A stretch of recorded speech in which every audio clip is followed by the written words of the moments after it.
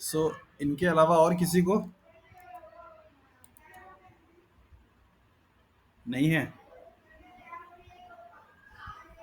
Sir वो photosynthesis respiration, photosynthesis respiration, सारे questions थोड़े से कंफ्यूज हो गया।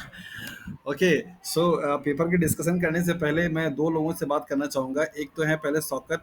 शौकत, मैं आपसे ये जानना चाह रहा हूँ कि कहाँ टाइम आप व्यस्त हो गए और टाइम नहीं दे पाया तैयारी करने के लिए, क्योंकि क्वेश्चंस आपके ऐसे मिस्टेक्स हुए हैं जो कि मैं एक्सपेक्ट नहीं कर रहा था कि आपसे गलतियां होनी चाहिए। तो क्या वजह रही? पहले तो आप ये मुझे बताइए कि प्रिपरेशन सही sir, yes sir, yes sir, इतने अच्छे से रिवाइज नहीं किया था सर, यस सर। एग्जैक्टली वो पेपर कॉपी चेक करने टाइम पे समझ में आ जाता है कि कौन क्या कर सकता है और कहाँ गलती, मतलब गलती यस, कोई उसके पीछे रीजन क्या है।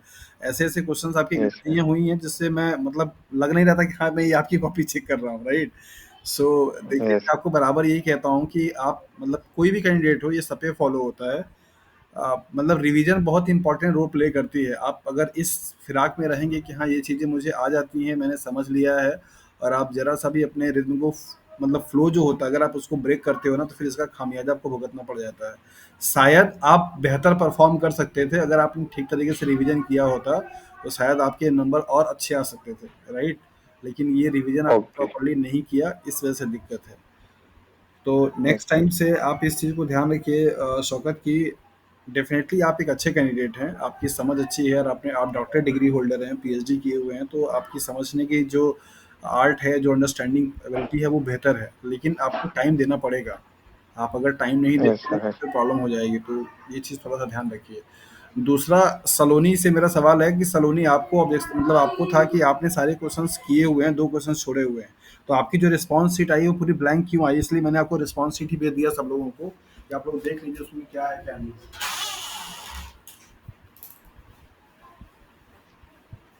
सर मुझे ना उस समय याद होगा, आपकी आवाज़ सबमिट नहीं हुआ। डिस्कनेक्ट होकर के आई है तो मुझे सुनाई नहीं सुनाई पड़ा। आप क्या बोलना चाह रही हैं बताइए फिर से। ये कह रही थी ना कि मैं, सर वो पहली बार दिया ना मैंने, उसमें क्या हुआ कि वो अपने आप क्वेश्चन फाइल से वो बैक हो गया, मतलब कुछ बीच में छोड़े भी थे एक दो, और आगे तक पहुंच गई थी जिसमें मैंने 7 सबमिट कर रखे हैं। उसमें क्या हुआ, मैंने जब पेपर ओरिजिनली सबमिट किया हुआ है वो वाला सबमिट ना होके, वो जो बैक चली गई थी मेरी स्क्रीन, उसमें सबमिट हो गया सर। अच्छा, ओके, मतलब टेक्निकल इशू आपके साथ में हुई क्योंकि फर्स्ट टाइम एक्सपीरियंस था आपका, आप चीज़ों को समझ नहीं पाए, तो नेक्स्ट टाइम से उसको थोड़ा ध्यान दीजिए, और हो सके तो एक आध दो ऐसे भी आप प्रैक्टिस कर लीजिए ताकि आपको नेक्स्ट टाइम प्रॉब्लम प्रॉब्लम इस चीज़ का ना हो। ओके। जी चलिए, सर। बाकी लोगों से तो ओके सर। मेरे ख्याल से सबका अपने अपने। अच्छा, बाकी सभी लोगों से ये मेरा सवाल है कि अपने अपने टेस्ट के रिजल्ट से, परफॉर्मेंस से आप लोग अभी कितना परसेंट सेटिस्फाइड हैं कि हाँ मेरी प्रिपरेशन ठीक चल रही है, मेरा अंडरस्टैंडिंग इस चीज़ को लेकर के अच्छी बनी हुई है? कितने लोग अपने आप से सेटिस्फाइड हैं और कितने परसेंट में? ज़रा मैं आप लोगों से पूछना चाह रहा हूँ, और ज़रा मुझे आप लोग बता भी दीजिए ताकि मुझे क्लियर रहे कि आप लोगों की तरफ से क्या चल। अंजलि शर्मा, टेस्ट दिया आपने अंजलि? Yes sir. आपने टेस्ट दिया है और आपके मार्क्स हैं 50, वेरी गुड। अच्छा परफॉर्मेंस है आपका, 60 में से यस 50 मार्क्स आपके आए हुए हैं। तो बताइए अंजलि, कैसा रहा आपका ये टेस्ट और कितना परसेंट आपको लगता है कि हाँ आपकी प्रिपरेशन ठीक है, और कहाँ कमी रह गई जिसको कि आप नहीं कर पाए? सर, जो थोड़े से ट्रिकी से क्वेश्चंस थे वो उसमें थोड़ा कंफ्यूज रही मैं। ओके। और बस और रिवीजन और चाहिए। बस थोड़ा-सा जॉब करती हूँ, बच्चे हैं तो थोड़ा बहुत अच्छे से हो नहीं पाता। तो ओके, इस तरह से थोड़ा बिज़ी रहता है मतलब मेन शेड्यूल। मेन जो प्रॉब्लम है वो टाइम का है, राइट? Yes sir. मतलब कि इस बात में कोई डाउट नहीं है कि आपकी अंडरस्टैंडिंग मतलब थोड़ी वीक है या नहीं समझ पा रही हैं, ऐसा कोई डाउट नहीं है।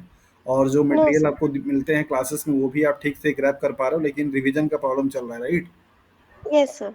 चलिए, ओके, ठीक है। बाकी तो मैं ऐसे सब लोगों से बात करूँ तो काफ़ी टाइम ज़्यादा हो जाएगा, पहले पेपर को डिस्कस कर लेते हैं। अगर आप में से किसी को कुछ अपनी क्वेरी है, कुछ पूछना है या कुछ कहना है तो आप लोग बोल सकते हो, अदरवाइज फिर मैं भी पेपर को डिस्कस करना शुरू करेंगे, ठीक है? ओके।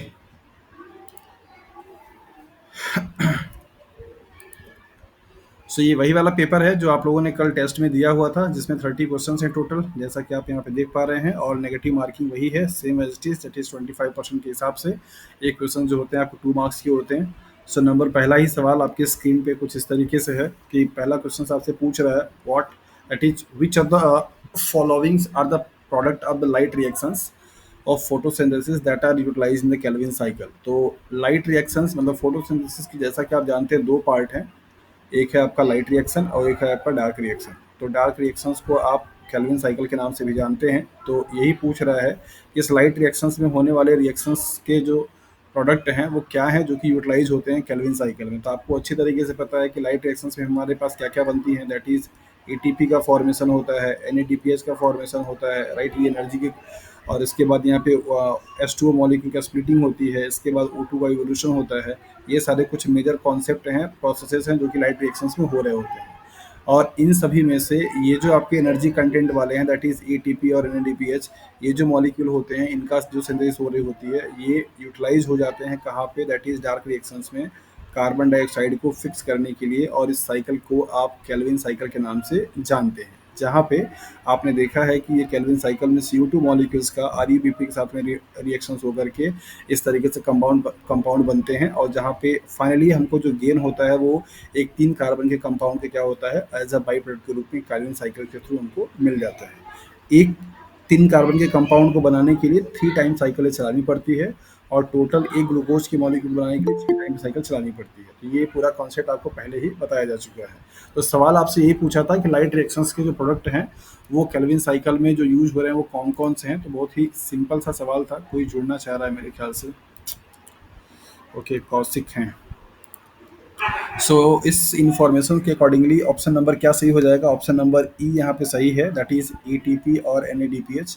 ये दोनों ही लाइट रिएक्शंस के प्रोडक्ट हैं जो कि एक हाई एनर्जी कंपाउंड है, और इन दोनों का यूटिलाइजेशन कहाँ पे होगा, CO2 मॉलिक्यूल को फिक्स करने के लिए इन द केल्विन साइकिल में। सो ऑप्शन नंबर ई इस क्वेश्चन के लिए क्या हो जाएगा, सही आंसर हो जाएगा।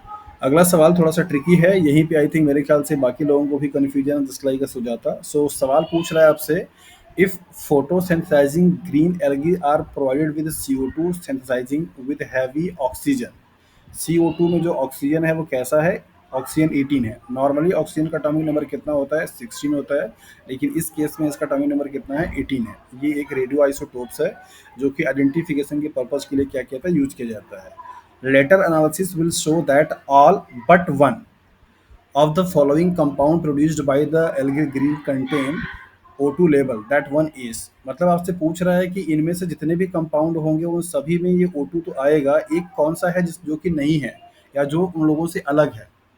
सो यहाँ पे अगर आप देखेंगे तो केल्विन साइकिल में मतलब CO2 मॉलिक्यूल का फिक्सेशन कहाँ पे होगा, केल्विन साइकिल में। और ये जितने भी ऑप्शंस आपको यहाँ पे दिखाई दे रहे हैं ये सब के सब केल्विन साइकिल के ही क्या है, प्रोडक्ट हैं। जैसे PGA है, that is first compound, PgAl है मतलब ये ग्लिसरेट है, ये ग्लिसरल्डिहाइड है। ग्लूकोज है जो कि 2 मॉलिक्यूल्स से बनेगा आपके उससे, और ये ReBP होगा। तो इन सभी का प्रोडक्शन साइक्लिक फॉर्म में आप देखेंगे तो केल्विन साइकिल में होगा, मतलब कि C3 साइकिल में होगा। और C3 साइकिल में फिक्सेशन किसका होगा, CO2 का। तो इस CO2 के फिक्सेशन से ही ये सारे कंपाउंड आपके बनते हैं केल्विन साइकिल में। मतलब इन सभी में जो कार्बन जाएगा उस कार्बन के जो कार्बन डाइऑक्साइड जाएगी, मतलब फिक्सेशन होगा, वहाँ पे आपको ऑक्सीजन कैसा दिखाई देगा, 18 दिखाई देगा। अकेला यहाँ पे O2 है, इस O2 का जनरेशन कहाँ पे होगा, दैट इज H2O मॉलिक्यूल के स्प्लिटिंग से, तब जाकर के बनेगा यहाँ पे O बनेगा। तो H2O मॉलिक्यूल का जो ऑक्सीजन होगा इस कार्बन डाइऑक्साइड के ऑक्सीजन से कोई रिलेशन नहीं है। दैट इज वाई ये सिर्फ अकेला वैसा वो वाला मॉलिक्यूल होगा जिसमें कि आपको ये चीज़ नहीं दिखाई देगी, बाकी सारे कंपाउंड में आपको ऑक्सीजन 18 ही दिखाई देगा। मीन्स चाहे वो 3 फॉस्फोग्लिसरेट है, चाहे 3 फॉस्फोग्लिसरल्डिहाइड है, या मतलब लिहाइड है, या ग्लूकोज है, ReBP है, इन सभी में लगने वाला जो कार्बन के मतलब जो CO2 मॉलिक्यूलर फिक्सेशन के साथ में जो आया हुआ ऑक्सीजन होगा वो कैसा होगा, ऑक्सीजन 18 होगा। बाकी इन सभी में इसमें जो दिखाई देगा मीन्स ऑक्सीजन में जो होगा वो कैसा होगा, नॉर्मल होगा, क्योंकि ये आपको बना कहाँ से है, H2O मॉलिक्यूल से बना है। H2O मॉलिक्यूल का ऑक्सीजन क्या है, आपके नॉर्मल है, कोई वहाँ पे रेडियो आइसोटोपिंग नहीं की गई है। तो अकेला सिर्फ एक वो मॉलिक्यूल है जो कि इसके थ्रू नहीं बनेगा, दैट इज वन ऑक्सीजन।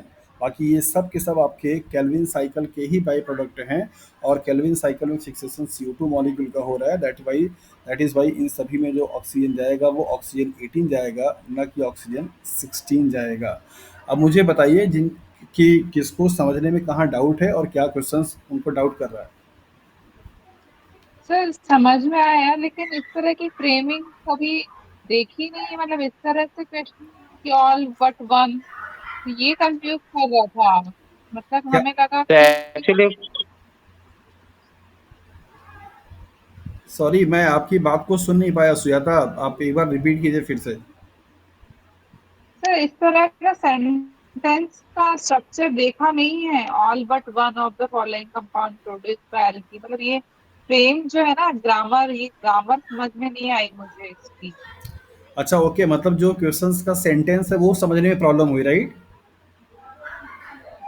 हाँ, और ऑल वैसे भी बट वन अच्छा, में अच्छा ठीक है, ये ओके, पूछ। गॉट इट, आपकी बात को समझ गया। वैसे भी अगर आप इस चीज़ को भी लॉजिकली अगर लगाते तो आपको ये समझ में आता कि ये सारे जो कंपाउंड्स हैं वो केल्विन साइकिल के हैं। ऑक्सीजन एक लौता ऐसा कंपाउंड है जो कि केल्विन साइकिल का नहीं है, और यहाँ पे बात CO2 के फिक्सेशन की ही हो रही थी। तो CO2 के लग फिक्सेशन तो रहा था सर, पीजे और ग्लूकोज तो लग ही रहा था कि ग्लूकोज ही पीजे से ही बनेगा, लेकिन फिर कुछ समझ में नहीं आया। फर्स्ट प्रोडक्ट लगा दिया मैंने, फर्स्ट एंड प्रोडक्ट करके पीजीए। अभी अभी कंफ्यूजन आपका दूर है, मतलब डाउट क्लियर है? हाँ, अभी तो समझ में आ गया सर से। चलिए, ओके, सो आगे बढ़ें। सो इस यस क्वेश्चन सर। के लिए ऑप्शन नंबर ई आपका सही हो जाएगा, दैट इज O2 मॉलिक्यूल। अगला सवाल बहुत इजी और बहुत ही सिंपल मेमोरी बेस्ड था, न जाने क्लास के पढ़ाते के टाइम पे कितनी बारी ये बात बोला होगा। That is where does the Calvin cycle takes place, so simple, that is stroma of the chloroplast. जैसे आपने TCA उसके लिए देखा था, TCA साइकिल के लिए देखा था माइटोकॉन्ड्रिया के लेकर के, वैसे ही आपको कितनी बारी क्लास में बता दिया गया होगा। सो आई डोंट थिंक ये वाला सवाल किसी का भी गलत हुआ होगा, और अगर ये गलत हुए होंगे तो फिर बहुत ही मतलब क्या ही वर्ड में यूज कर सकता हूँ। ओके, सो नेक्स्ट क्वेश्चन है, that is when oxygen is released as a result of photosynthesis, it is a by product of which are the following reactions. जो पूछ रहा है कि अगर फोटोसिंथेसिस के टाइम पे ऑक्सीजन मॉलिक्यूल अगर क्या हो रहा है, इवॉल्व हो रही है, तो वो किसका बाई प्रोडक्ट होता है। तो सिंपल सा आपको आइडिया अच्छे तरीके से मालूम है, फोटोसिंथेसिस में ऑक्सीजन इवॉल्विंग कॉम्प्लेक्स होते हैं। फोटो सिस्टम जो फोटो सिस्टम जो सेकेंड होती है वो लाइट को क्या करती है, एब्जॉर्ब करती है। लाइट को एब्जॉर्ब करने के बाद ये वाटर मॉलिक्यूल का क्या होता है, स्प्लिटिंग होती है, जहाँ से आपने देखा basically 4 hydrogen H plus plus 4 आपकी क्या होती है इलेक्ट्रॉन, और प्लस एक O2 मॉलिक्यूल क्या होता है, रिलीज हो जाता है। तो इस ऑक्सीजन का जो सोर्स है वो क्या है, H2O। इस H2O मॉलिक्यूल का स्प्लिटिंग होती है, तब जाकर के आपका क्या बनता है, ऑक्सीजन बनता है फोटोसिंथेसिस की प्रोसेस में। सो उसके अकॉर्डिंगली ऑप्शन नंबर बी क्या हो जाएगा, सही हो जाएगा, that is splitting of water molecule. अगला सवाल पूछ रहा है, the reaction centre chlorophyll of photosynthesis first is known as P700, because आपको बताया था फोटो सिस्टम दो टाइप के हैं, PS1 और PS2, दो तरीके से हैं। फोटो सिस्टम के नाम से आप जानते हो, इनको 680 के नाम से, इनको 700 के नाम से। इस सिस्टम में पाए जाने वाले जो पिगमेंट मॉलिक्यूल हैं उनकी एब्जॉर्बेंस 6 से 80 पे सबसे बेस्ट मानी जाती है, और इनकी 700 पे मानी जाती है। मतलब जिस वेवलेंथ की लाइट पे बेहतर और मैक्सिमम एब्जॉर्बेंस दिया जा सकता है, उसी के नाम से इनका क्या पड़ा, नॉमेनक्लेचर किया गया। तो यहाँ पर आप देखिए, this pigment has is best at absorbing light with wavelength of 700 nanometre. तो ऑप्शन नंबर बी जो है इसके लिए क्या हो जाएगा, सही हो जाएगा। अगला सवाल आपसे पूछ रहा है कि विच of the event listed below occur in the light reaction of the photosynthesis, इनमें से कौन कौन से ऐसे स्टेप्स हैं जो कि लाइट रिएक्शंस में हो रहे होते हैं फोटोसिंथेसिस के। तो लाइट रिएक्शंस का क्या क्या मेन मेन काम है, आपको पहले ही बता दिया फर्स्ट क्वेश्चन में ही, ATP का बनना, देन इसके बाद है NADPH का बनना, फिर इसके बाद O2 का इवोल्यूशन होना, फिर इसके बाद H2O मॉलिक्यूल का स्प्लिटिंग होना। ये 4 मेजर इवेंट हो रहे हैं, इस एक साथ में और भी होता है, प्लस लाइट का एब्जॉर्प्शन होना, राइट। ये सब प्रोसेस होते हैं आपकी किस में, दैट इज लाइट रिएक्शंस में। तो यहाँ पर आप देखिए NADH इज प्रोड्यूस्ड ओनली, यहाँ पे ये गलत हो जाएगा, NADPH रिड्यूस टू NAD, नहीं, ये तो उल्टा ही प्रोसेस दे रखा है। सो इस हिसाब से अगर आप देखेंगे तो बेसिकली आपको क्या दिखाई देगा कि इन सभी प्रोसेसेस में सारे जो स्टेटमेंट है वो इनकम्प्लीट और गलत है। क्या होगा, light is absorb and funnel to the reaction centre of chlorophyll A, means जो पीएस सिस्टम सेकंड होता है उसी में पहला एब्जॉर्प्शन होता है लाइट का 680 वेवलेंथ के लाइट पे। ये लाइट क्या होगा, एब्जॉर्ब होगा। लाइट एब्जॉर्ब करने के बाद इलेक्ट्रॉन मॉलिक्यूल क्या होते हैं, एक्साइटेड होते हैं, और ये इलेक्ट्रॉन मॉलिक्यूल क्या करते हैं, एक्साइटेड होकर के दूसरे कैरियर मॉलिक्यूल के पास क्या होते हैं, चले जाते हैं। सो इस तरीके से अगर आप देखेंगे तो जो रिएक्शन सेंटर होता है, रिएक्शन सेंटर का मतलब वहाँ पे दो चीज़ें होती हैं, एक मेन पिगमेंट होता है और एक पेरीफेरी वाला होता है जिसको आप एंटीना मॉलिक्यूल बोलते हैं, राइट। ये एंटीना मॉलिक्यूल भी क्या करते हैं, लाइट को एब्जॉर्ब करते हैं। उस वेवलेंथ की लाइट को, जिस वेवलेंथ की लाइट ये वाला मेन जो सेंटर होता है वो एब्जॉर्ब नहीं कर पाता, ये सब के सब क्या करते हैं, इस एनर्जी को प्रोवाइड करते हैं excitation for the electron. Electron को एक्साइट करने के लिए भी ये एसेसरी पिगमेंट या एंटीना मॉलिक्यूल जो होते हैं वो एनर्जी प्रोवाइड करने का काम करते हैं। तो लाइट रिएक्शन से प्रॉपर्ली बेसिकली हो क्या रहा है, पिगमेंट के द्वारा या पिगमेंट सिस्टम के थ्रू लाइट को एब्जॉर्प्शन किया जा रहा है, और उस लाइट के एनर्जी को क्या किया जा रहा है, एक तरीके से मतलब दिया जा रहा है दूसरे वाले मॉलिक्यूल के पास, ताकि वो एक्साइटेड होकर के इलेक्ट्रॉन्स को रिलीज करे और इलेक्ट्रॉन का ट्रांसफर हो सके। तो वो रिएक्शन सेंटर कौन है, दैट इज क्लोरोफिल ए, और जो कि इलेक्ट्रॉन्स को क्या करेगा, रिमूव करने मतलब रिलीज करने का क्या करता है, काम करेगा। तो ये लाइट का एब्जॉर्प्शन होना प्लस उस रिएक्शंस का जो एनर्जी है वो एनर्जी जाकर के सेंटर, रिएक्शन सेंटर के पास जाए ताकि वहाँ से इलेक्ट्रॉन निकले, यही मेन इसका क्या होता है, काम है। वैसे इन सभी काम में भी से कोई अगर दिया होता तो भी ऑप्शन सही होते, लेकिन यहाँ पे वैसा कुछ दिया नहीं है। कार्बन डाइऑक्साइड का कोई रोल है नहीं लाइट रिएक्शंस में। ईटीपी इज फॉस्फोरेट टू एडीपी, ऐसा तो होता नहीं है। ये दोनों ही स्टेप्स तो इसलिए गलत होंगे क्योंकि ये दोनों बनते हैं, यहाँ पे बात टूटने की हो रही है, और ये ऑप्शन तो वैसे भी गलत ही था। सो ऑप्शन नंबर ई इसके लिए क्या हो जाएगा, सही हो जाएगा, that is light is absorbed and funnel to reaction centre chlorophyll A. Which of the following are directly associated with the photo system first, इनमें से कौन सा ऐसा है जो फोटो सिस्टम फर्स्ट से डायरेक्टली क्या है, एसोसिएटेड है, यही सवाल आपसे पूछा जा रहा है। तो फोटो सिस्टम फर्स्ट से क्या होता है, आपने देखा कि लाइट रिएक्शंस में जो फॉस्फोराइलेशन होता है वो दो तरीके से, एक होता है आपका दैट इज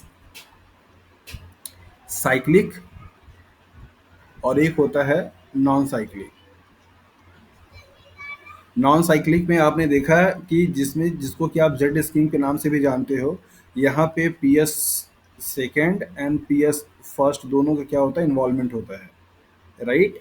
तो यहाँ पे नॉन साइक्लिक का मतलब क्या हुआ कि एक बारी जब लाइट एब्जॉर्ब होने के बाद वाटर मॉलिक्यूल का स्प्लिटिंग होगा तो यहाँ से जो इलेक्ट्रॉन आपके निकलेंगे वो इस तरीके से होता हुआ फिर जाकर के फाइनली यहाँ पे जाकर के एनएडीएच के साथ में क्या करेंगे, रिएक्ट कर जाएंगे। तो रिवर्स नहीं होते हैं। साइक्लिक का मतलब होता है कि जो पीएस सिस्टम सेकेंड होती है वो पीएस फर्स्ट होता है, वहीं से मॉलिक्यूल आते हैं प्लास्टोसाइनिन के पास। तो प्लास्टोसाइनिन एक तरीके का ब्रिज का काम करता है दोनों ही सिस्टम को इंटरलिंक करने के लिए। तो जो साइक्लिक इलेक्ट्रॉन का मूवमेंट हो रहा होता है वो जेड स्क्रीन का अगर आप फोटो देखेंगे, अभी तो फिलहाल स्क्रीन पे यहाँ पे नहीं है, लेकिन अगर आप फोटो जब देखेंगे तो आपको पता चलेगा कि प्लास्टोसाइनिन जो होता है वो दोनों ही सिस्टम में लिंकिंग का काम करता है, और यहाँ से इलेक्ट्रॉन्स क्या होते हैं, डायरेक्टली शेयर किए जाते हैं पी एस वन के पास। और यही प्लास्टोसाइनिन ही मॉलिक्यूल होता है जो इलेक्ट्रॉन को शेयर करता है, ट्रांसफर कर देने की काम ही करता है, जिसकी वजह से जो साइक्लिक प्रोसेस है वो चल पाती है और उसमें सिर्फ और सिर्फ एक ही सिस्टम इन्वॉल्व होता है, that is P S one. तो सवाल ये भी पूछे जाते हैं कि साइक्लिक फोटो फॉस्फोराइलेशन की प्रोसेस में कौन कौन से सिस्टम इन्वॉल्व होते हैं, तो आप वहाँ पे आंसर करते हो दैट इज सिर्फ फोटो सिस्टम वन। जबकि जो जेड स्कीम वाला है जिसको कि आप नॉन साइक्लिक बोलते हो, वहाँ पे दोनों ही पीएस सिस्टम क्या होते हैं, इन्वॉल्व होते हैं। तो प्लास्टोसाइनिन एक तरीके से आप इंटरब्रिज का काम करता है, इंटरलिंकिंग का काम करता है। यही वो मॉलिक्यूल है जिसके थ्रू इलेक्ट्रॉन्स क्या होते हैं, फिर से रिटर्न होते हैं, और ये प्रोसेस क्या होती है, इस तरीके से चलती रहती है। मतलब यहाँ जाएगा, यहाँ आएगा, इस तरीके से ऐसे आ जाएगा, इस तरीके से फिर यहाँ जाएगा, फिर यहाँ आएगा, फिर इस तरीके से यहाँ जाएगा। ये प्रोसेस पूरा साइक्लिक क्या होती है, चलती रहती है। इसी प्रोसेस को आप साइक्लिक के नाम से जानते हैं।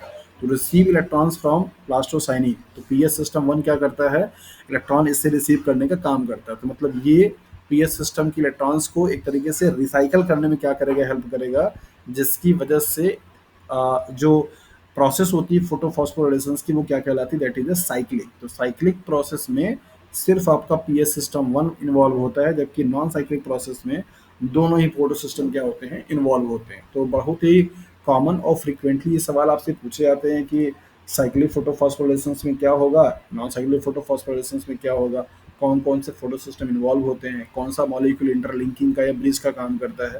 तो इस टाइप के क्वेश्चन आपसे पूछे जाते हैं। ये सवाल थोड़ा सा अच्छा है, रीजनिंग टाइप का है, और इस क्वेश्चंस का आंसर अगर जिन लोगों ने ठीक से दिया, अभी कॉपी तो मुझे याद नहीं है सबका, लेकिन जिन्होंने सही दिया इसका मतलब उनको समझ में आता है कॉन्सेप्ट की क्या है। सवाल पूछा जा रहा है, assume a thylakoid is somehow punctured. आपका ये क्लोरोप्लास्ट है, इस क्लोरोप्लास्ट में ढेर सारे क्या हैं, ऐसे आपके थैलाकोइड हैं। तो मैं यहाँ पे एक बना दे रहा हूँ। पूछ रहा है कि कैसे भी करके ये थैलाकोइड क्या हो गया, रैप्चर्ड हो गया, मतलब इसकी जो मेम्ब्रेन थी वो पूरी टूट गई है, लीकेज हो गई है। So that the interior of the thylakoid is no longer separated from the stroma. मतलब अब ये जो थैलाकोइड है ये ब्रेक होने के बाद इस स्ट्रोमा से अभी तक क्या था, ये सेपरेट था, मतलब यहाँ पे बैरियर था। दो कंपार्टमेंट थे, एक इसके अंदर का फ्लूइड था और एक स्ट्रोमा का फ्लूइड था। लेकिन जब ये पंचर हो गया, मीन्स टूट गया, तो अब किसी भी वजह से टूटा जो हो, ये लीकेज होने लगा और यहाँ पे इसमें और इसमें दोनों में कोई सेपरेशन नहीं रह गया, मतलब दोनों कंपार्टमेंट एक जैसे हो गए, कोई बाउंड्रीज अगर नहीं है। So this damage will have the most direct effect on which are the following processes. ऐसा हो जाने से सबसे ज़्यादा कौन से प्रोसेस पे इफेक्ट करेगा, अगर किसी भी क्लोरोप्लास्ट का थैलाकोइड जो होता है वो डैमेज हो जाता है तो आपको बहुत ही सिंपल सा लॉजिक था, अच्छे तरीके से पता था कि प्रोटॉन का ग्रेडियंट कहाँ पे बनता है, थैलाकोइड के ल्यूमेन में या थैलाकोइड स्पेस में। और उस केस में आपका जो H प्लस होता है वो कहाँ से, स्ट्रोमा से मूव करता है कहाँ पे, थैलाकोइड में, राइट। तो ये जो मेम्ब्रेन होती है, इसी मेम्ब्रेन के क्रॉस में थैलाकोइड ल्यूमेन से स्ट्रोमा के अगेंस्ट में क्या होता है, ग्रेडियंट बन जाती है। और यही जब H प्लस आयन क्या होता है, इस थैलाकोइड ल्यूमेन से स्ट्रोमा में क्या होता है, रिलीज होना शुरू हो जाता है H प्लस आयन, तो उस टाइम पे एटीपी सिंथेस क्या करता है, एडीपी से एटीपी बनाने का काम करेगा। तो अगर ये मेम्ब्रेन ही नहीं रहेगी तो इसका मतलब यहाँ पे कोई ग्रेडियंट जनरेट नहीं हो पाएगा, और अगर प्रोटॉन ग्रेडियंट जनरेट नहीं होंगे तो सबसे ज़्यादा इम्पैक्ट किस पे पड़ेगा, दैट इज एटीपी सिंथेसिस पे। So that is why option number D इसके लिए क्या है, सही है। That mean the synthesis of ATP. तो एटीपी का सिंथेसिस सबसे ज़्यादा हैम्पर करेगा अगर थैलाकोइड का मेम्ब्रेन डैमेज हो जाए और वो स्ट्रोमा से क्या करे, मीटअप कर ले, मीन्स उसकी जैसा ही हो जाए, तो यहाँ पे ग्रेडियंट नहीं जनरेट हो पाएंगे। कितने लोगों का ये सवाल सही है, मतलब सही था? सर मुझे आता था लेकिन मेरा सबमिट सर नहीं। मेरा सही है। मेरा भी सही है। लॉजिक आप लोगों को समझ में आया था इसके पीछे जो स्टेटमेंट दिए गए थे? Yes sir. हाँ सर। ओके, तो अगर इस टाइप के क्वेश्चंस अगर आपको समझ में आना शुरू हो गया, इसका मतलब ये है कि आपके जो कॉन्सेप्ट हैं वो ठीक से आपको समझ में आ चुके हैं। और ऐसे ही क्वेश्चंस आपको सीएसआईआर में दिए जाते हैं, सेम इस टाइप के, इसी फॉर्मेट पे। और इवन अब तो किसी भी कॉम्पिटिटिव एग्जाम्स में जो कि एमसीक्यूज बेस्ड हो रहे हैं, लॉजिकली ही क्वेश्चंस देते हैं आपको। आपको कॉन्सेप्ट वही रहेगा, बट आपको एग्जीक्यूट करना रहता है कि यहाँ पे कौन सा कॉन्सेप्ट लगेगा। अब वो डायरेक्ट वाले क्वेश्चंस आना बंद हो गए हैं कि जहाँ पर आपसे पूछ दिया जाए कि हाँ इसका फंक्शन क्या है या ये क्या करता है। मोस्टली क्वेश्चंस आपको डिजाइन किए जाते हैं इस तरीके से। अभी जो नीट की मैं चर्चा कर रहा था, नीट के 70 क्वेश्चन में से 25 या 23 क्वेश्चन अप्रोक्सीमेटली असर्शन रीजन वाले हैं, जहाँ पर आपको स्टेटमेंट देकर के लॉजिकली पूछा जाता है कि हाँ क्या सही है क्या गलत है। तो ये सवाल कुछ वैसा ही डिज़ाइन किया हुआ था, और अगर आपने इसको लिटरली सही किया है, इसका मतलब कि आपकी समझ फोटो फॉस्फोरिलेशंस को लेकर के काफ़ी अच्छी बन गई है, तो प्रॉब्लम आपको नहीं होना चाहिए।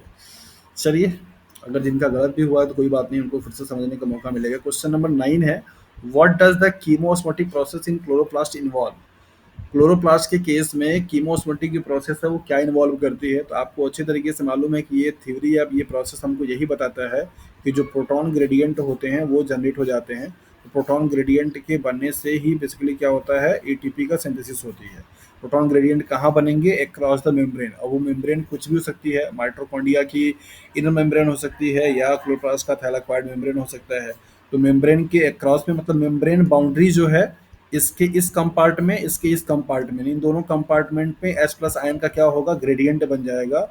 जहाँ पे हायर कॉन्सेंट्रेशन होगा वहाँ से जब ये लीक आउट होना शुरू हो जाएगा तो यहीं पे सेल्स में क्या होगा, एडीपी से एटीपी का क्या होगा, सिंथेसिस होना शुरू हो जाएगा। इसी प्रोसेस को समझाने के लिए कीमोस्मेटिक थ्योरी क्या है, दी गई। तो ये थ्योरी हमको यही बताती है कि किस तरीके से ऑक्सीडेटिव फॉस्फोराइलेशन एंड फोटोफॉस्फोराइलेशन की प्रोसेस में प्रोटॉन ग्रेडियंट का फॉर्मेशन होता है या जनरेशन होता है, और वो प्रोटॉन ग्रेडियंट कैसे एटीपी को बनाने में क्या की जाती है, यूटिलाइज की जाती है।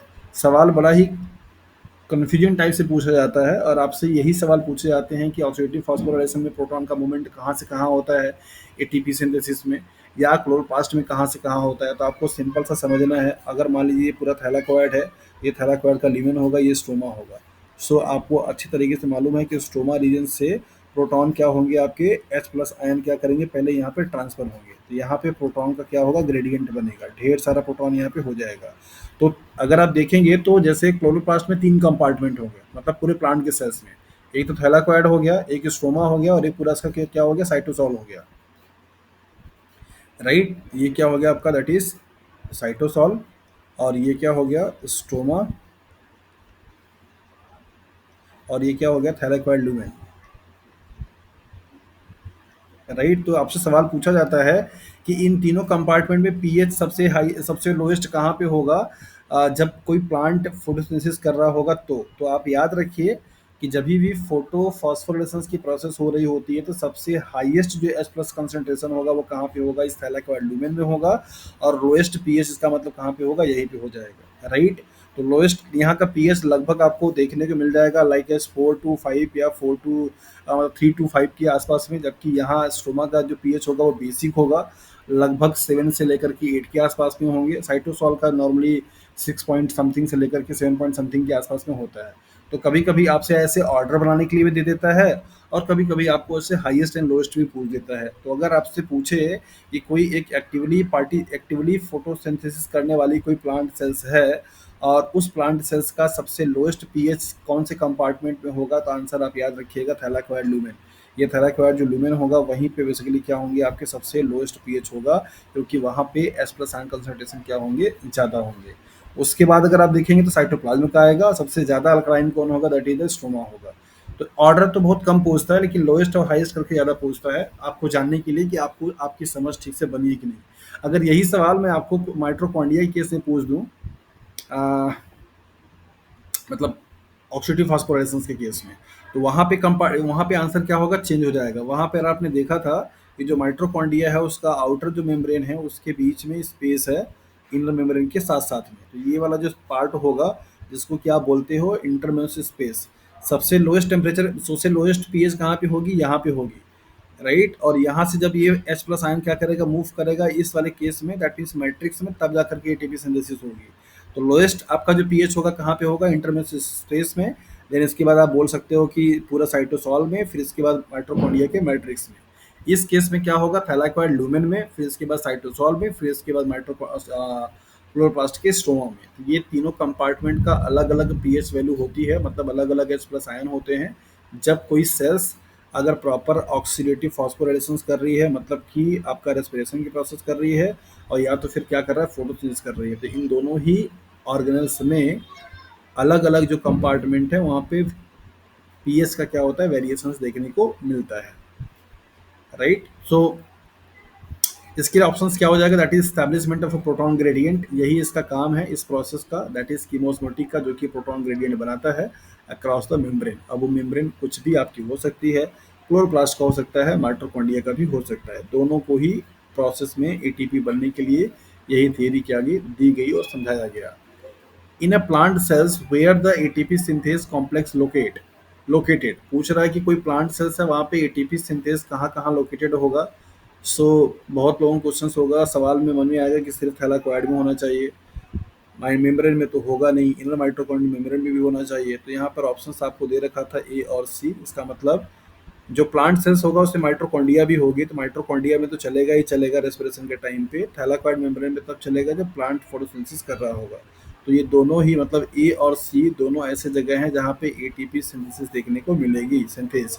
एक तो आपका कहाँ मिलेगा, दैट इज फोटोसिंथेसिस में, और दूसरा कहाँ पे मिलेगा, दैट इज रेस्पिरेशन में। तो रेस्पिरेशन के केस में क्या होगा आपका, दैट इज माइटोकॉन्ड्रिया होगा, और फोटोसिंथेसिस के केस में क्या होगा, दैट इज क्लोरोप्लास्ट होगा। तो दोनों ही सेल ऑर्गेनल्स के मेम्ब्रेन पे देखने को आपको मिलेगा ATP synthase.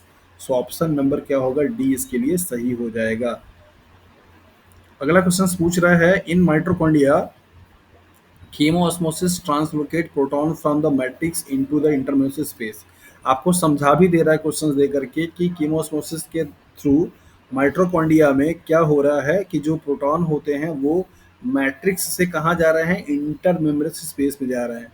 Where as in chloroplast chemiosmosis translocate proton from, पूछ रहा है कि क्लोरोप्लास्ट के केस में प्रोटॉन का ट्रांसलोकेशन कहाँ से कहाँ पे होगा। अभी थोड़ी देर पहले मैं ऊपर आपको समझा रहा था, तो यहाँ पे आप देखिए तो क्या होगा, that is stroma to the photosystem second होगा नहीं, मैट्रिक्स टू स्ट्रोमा ये होगा ना, मैट्रिक्स जैसा कोई केस यहाँ पे होता नहीं है। सो स्ट्रोमा से कहाँ पे जाएगा, थैलाक्वाइड स्पेस में, थैलाक्वाइड ल्यूमेन के नाम से भी ये जाना जाता है। तो दोनों नाम आपको एग्जाम में दे सकता है, कंफ्यूजन आपके दिमाग में नहीं होनी चाहिए। थैलाक्वाइड मेम्ब्रेन से बाउंड जो ये स्पेस है जहाँ पे पूरा ये लिक्विड भरा हुआ है, इसी को आप बोलते हैं थैलाक्वाइड स्पेस या थैलाक्वाइड ल्यूमेन। तो स्ट्रोमा रीजन आपका ये हो गया। इस स्ट्रोमा रीजन से क्या होगा, आपका H प्लस आयन मूव करेगा, ट्रांसलोकेट करेगा, यहाँ जाएगा जहाँ पे प्रोटॉन के क्या होंगे, ग्रेडियंट बन जाएंगे। तो ऑप्शन नंबर सी इसके लिए क्या हो जाएगा, सही आंसर हो जाएगा, that is stroma to the thylakoid space. अगला क्वेश्चन फिर से थोड़ा सा लॉजिकल टाइप का था। Which of the following statement best describe the relationship between the photosynthesis and respiration. Respiration और फोटोसिंथेसिस में दोनों में क्या रिलेशनशिप है, यही आपको बता रहा है। तो आपको अच्छे तरीके से मालूम है कि ये एक क्या है, एनाबोलिज्म का प्रोसेस है, और ये क्या है, एक कैटाबोलिज्म का प्रोसेस है। मतलब ये हुआ कि इस प्रोसेस में क्या होगा, दैट इज कोई चीज़ सेंसिसाइज होगी, और यहाँ पे क्या होगा, ब्रेक डाउन होगा। ठीक है, तो उस हिसाब से अगर आप देखेंगे तो फिर आपको दोनों चीज़ें समझ में आ जाएंगी क्या यहाँ पे हो रहा है। कुछ पहला स्टेटमेंट दे रहा है कि respiration is the reversal of the biochemical pathway of photosynthesis. क्या रेस्पिरेशन की जो प्रोसेस होती है फोटोसिंथेसिस प्रोसेस की बायोकेमिकली एकदम रिवर्स प्रोसेस होती है? नहीं, ऐसा बिल्कुल भी नहीं है।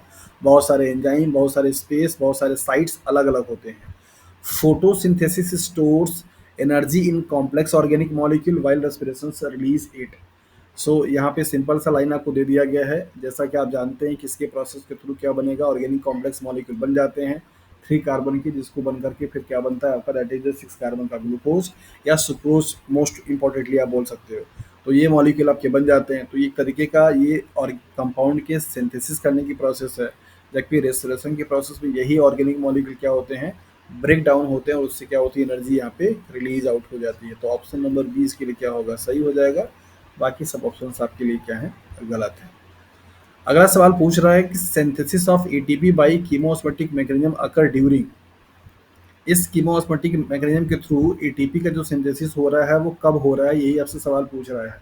फोटोसिंथेसिस के प्रोसेस के थ्रू, रेस्पिरेशन की प्रोसेस के थ्रू, डेफिनेटली ये दोनों ही प्रोसेस में ही आपका एटीपी सिंथेसिस होता है। सो ऑप्शन नंबर की क्या हो जाएगा, सी इसके लिए राइट आंसर हो जाएगा। इस प्रोसेस के लिए भी और इस प्रोसेस के लिए भी, राइट। सो नेक्स्ट क्वेश्चन आपसे पूछ रहा है कि reduction of oxygen which form water occurs during. Oxygen का जो रिडक्शन हो रहा है जिससे कि वाटर मॉलिक्यूल का सिंथेसिस हो रही है, वो कहाँ पे हो रहा है। तो आपने रेस्पिरेशन की प्रोसेस में पढ़ा कि oxygen is the last electron terminal acceptor, मतलब कि सबसे टर्मिनल पे पाया जाने वाला इलेक्ट्रॉन का एक्सेप्टर कौन है, यही ऑक्सीजन है। यही ऑक्सीजन जब इलेक्ट्रॉन को क्या करता है, गेन करता है, और इसके साथ साथ में H प्लस आयन को भी गेन करेगा, तब जा करके बनाता क्या, that is the H2O molecule का सिंथेसिस करता है। तो H2O मॉलिक्यूल्स का बनना सिर्फ कहाँ पे होगा, रेस्पिरेशन में होगा। वाटर मॉलिक्यूल का फॉर्मेशन फोटोसिंथेसिस में तो होता नहीं है, वहाँ पे तो ब्रेक डाउन होता है। तो यहाँ पे बात बोल रहा था फॉर्मेशन का, फॉर्म वाटर मॉलिक्यूल। तो इसलिए लॉजिकली आप क्या बताएंगे, दैट इज द रेस्पिरेशन की प्रोसेस को लगाएंगे। फोटोसिंथेसिस की प्रोसेस में वाटर मॉलिक्यूल क्या होंगे, ब्रेक डाउन होंगे, जिससे कि H plus ion plus oxygen क्या होंगे, निकल जाएंगे, प्लस यहाँ पे इलेक्ट्रॉन भी क्या होगा आपका, निकल जाएगा। इसका जब रिवर्स करेंगे तो यहाँ पे ऑक्सीजन मॉलिक्यूल का सिंथेसिस होगी, वाटर मॉलिक्यूल का वो प्रोसेस कहाँ पे होगा, दैट इज द रेस्पिरेशन की प्रोसेस में। ये सर सवाल इसमें थोड़ा सा मुझे सिली मिस्टेक और लॉजिकल टाइप का था। आई डोंट नो कि कितने लोगों का सही सर हुआ है। इससे पहले वाले क्वेश्चन में मेरे को एक डाउट था। ऊपर वाले में, जी सर। जी जी बताइए। सर इसमें मैंने रिएक्शन देखी है, जैसे इवन 10th क्लास के बुक में भी ऐसी रिएक्शन है कि जिसमें फोटोसिंथेसिस में भी ऐड दिखाया है। जैसे उसमें जो रिएक्शन लिखी है पूरी, उसमें CO, उसमें पूरा प्रॉपर लिखा है CO2 प्लस ऑक्सीजन प्लस वो, तो उसमें वाटर ऐड किया और वाटर निकाला भी है फोटोसिंथेसिस में। अच्छा, उसमें लेफ्ट हैंड साइड पे जैसे वो 12H2O लिखते हैं, और राइट हैंड साइड पे फिर जब वो लिखते हैं फिर वो 6H2O लिखते हैं। मतलब ऐसे करके उसमें पूरी रिएक्शन गिवन है, दोनों तरफ लिखे हैं H2O, बस वहाँ पे कम और वहाँ पे ज्यादा ऐसे करके लिखा है।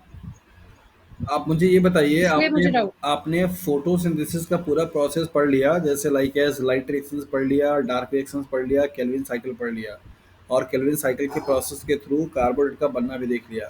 क्या आपको पूरे प्रोसेस में कहीं पे भी वाटर मॉलिक्यूल का फॉर्मेशन दिखाई दिया? मुझे नहीं दिखाई दिया सर, इसीलिए मैंने, लेकिन जो मुझे ध्यान था, जो मैंने देखा है, पढ़ा है, उसमें ना उस हिसाब से आंसर करा था। नहीं तो डाउट आपको मुझे भी था, लेकिन आपको ये जैसे समझना चाहिए, एनसीईआरटी में लिखा है। समझना चाहिए था कि देखिए होता क्या है कि कुछ-कुछ चीज़ें ऐसी होती हैं जो लोअर क्लासेस में आपका लेवल उतना नहीं होता है कि आपको सारी चीज़ें वहाँ पे समझा दी। जैसे एग्ज़ाम्पल के तौर पे आप 9, 10th या 11th-12th के बच्चों से पूछोगे कि बेटा मेंडल्स ने कितने लॉ दिए? तो सब लोग बताता है कि मेंडल्स के 3 लॉ हैं, राइट? लेकिन जब आप आगे जाते हो, आप पोस्ट ग्रेजुएशन में जाते हैं या फिर आप और रिसर्च करते हैं, नेट तैयारी करते हैं, पीएचडी करते हैं, तब आपको मालूम चलता है कि अच्छा मेंडल ने सिर्फ 2 ही लॉ दिए थे, फर्स्ट लॉ, सेकंड लॉ। लेकिन लोअर क्लासेस में सबके पास यही कॉन्सेप्ट होता है कि हाँ 3 लॉ दिए थे। 9, 10th के बच्चों से अगर आप पूछेंगे कि बेटा प्लांट क्या करता है रेस्पिरेशन के प्रोसेस में, तो बताएंगे सर CO2 लेता है, ऑक्सीजन हमको देता है। तो बहुत सारी चीज़ें ऐसी होती हैं जो कि लोअर क्लासेस में माइंड उतना डेवलप नहीं होता है कि आप उस सारी चीज़ों को समझ पाएँ, इसलिए भी चीज़ें लाइटली दी जाती हैं। उनको मालूम है कि जब आप आगे जाओगे तो बहुत सारी चीज़ें आपको समझने को मिलेगी, तो आप वहाँ पे देख पाओगे। ऑक्सीजन मॉलिक्यूल मतलब H2O मॉलिक्यूल्स का जो ब्रेकडाउन है वो प्रॉपर्टी है वाटर मतलब फोटोसिंथेसिस की। वहाँ पे स्प्लिटिंग होती है, वाटर मॉलिक्यूल का फॉर्मेशन नहीं होगा। वाटर मॉलिक्यूल ही एक्चुअली में इलेक्ट्रॉन का सोर्स होता है in the case of photosynthesis. अगर उसका स्प्लिटिंग नहीं होगा ना तो इलेक्ट्रॉन ट्रांसफर ही नहीं होंगे, और अगर ऐसा नहीं होगा तो अल्टीमेटली वो जो प्रोटॉन ग्रेडिएंट बन रहे हैं वो बन ही नहीं पाएंगे। तो H2O मॉलिक्यूल का जो सिंथेसिस है वो आपको अल्टीमेटली कहाँ दिखाई देता है, दैट इज रेस्पिरेशन की प्रोसेस में, क्योंकि वहाँ पे इलेक्ट्रॉन को एक्सेप्ट करने वाला एलिमेंट कोई चाहिए होगा, और सबसे अच्छा इलेक्ट्रोनेगेटिव एलिमेंट कौन है, ऑक्सीजन है। दैट इज वाई वो सबसे लास्ट पे होता है, जो सबसे लास्ट पे होगा वो सबसे बेस्ट इलेक्ट्रॉन एक्सेप्टर मॉलिक्यूल माना जाता है। तो उस प्रोसेस के हिसाब से अगर आप देखेंगे तो फिर आपको कन्फ्यूजन नहीं होगा। आपने जहाँ भी पढ़ा होगा या जो भी पढ़ा होगा उसको फिर से आप जाके देखिएगा, शायद अब आप उसको देखेंगे तो आपके समझने का और देखने का नज़रिया थोड़ा चेंज होगा, तो आप अपने कन्फ्यूजन को दूर कर पाएंगे। ये मैं मान सकता हूँ कि छोटे लोअर क्लासेस में बहुत सारी चीज़ें ऐसी होती हैं जो कि आपको अब लगेगा कि हाँ ये गलत लिखा हुआ है, या ये गलत स्टेटमेंट है, या ये इनडायरेक्टली लिख दिया गया, इसका कोई आप डिटेलिंग नहीं दे पाएंगे। लेकिन वो चीज़ें जब आप और हायर स्टडी करते हो तो फिर आपको पता चलता है कि अच्छा हाँ यहाँ पे ऐसा नहीं था, ये ऐसा होने वाला है।